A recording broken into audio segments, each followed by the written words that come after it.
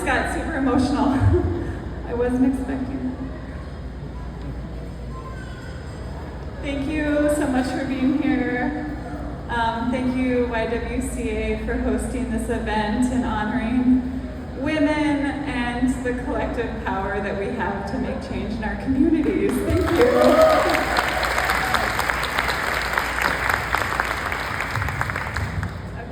Tall, so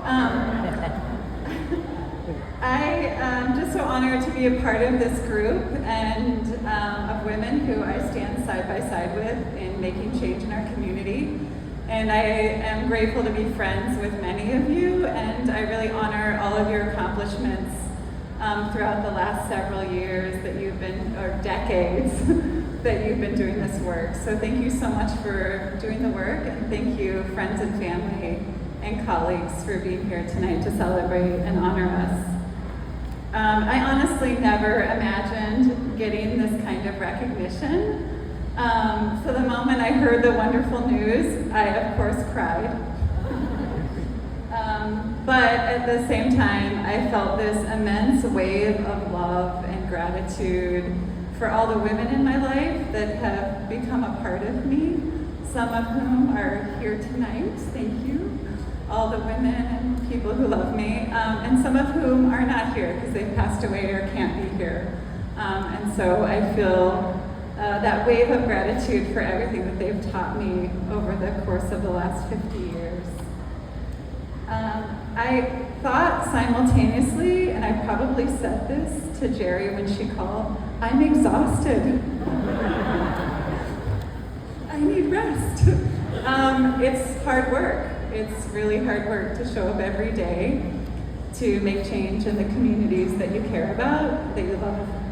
And it's hard to do that with always with respect, balancing different perspectives, and trying to understand different perspectives so that you can help co-create a better world. And so all of those things came to mind that day when I got that call. And tonight, I couldn't be more grateful to be surrounded by other people who care so deeply about this community that we live in, and who care deeply about what's happening and ways that we can all make change in our community. Recently, I've been thinking a lot about choice and action, and when we get involved, and when we choose to get involved, when we choose to address conflict, when we choose to be a part of change, when we do so loudly with our voices, and when we do so quietly with our actions. And I have a really short story to kind of share what I've learned about this process.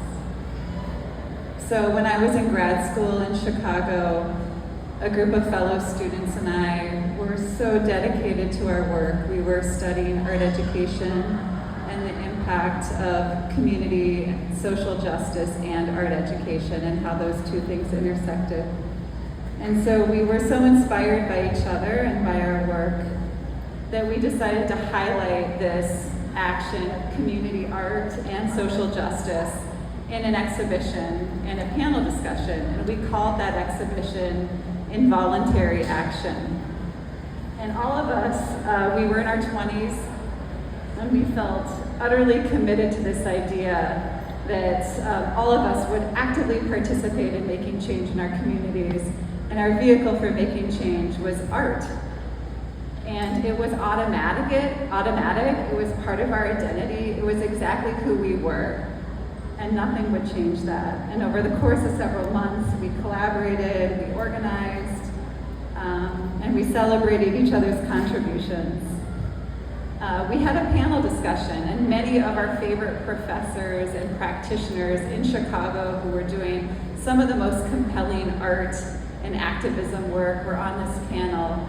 And one of our favorite professors said, you know, I wouldn't call this involuntary, I would call this voluntary action. And I remember looking around, feeling bruised and hurt that we had called this involuntary action, and I was like, well, what is she talking about? Like, this is automatic. This is ingrained in who we are. This is a part of us and our being to act and to make change. And I think my fellow students and I all felt equally kind of stunned in that moment that had we gotten something wrong.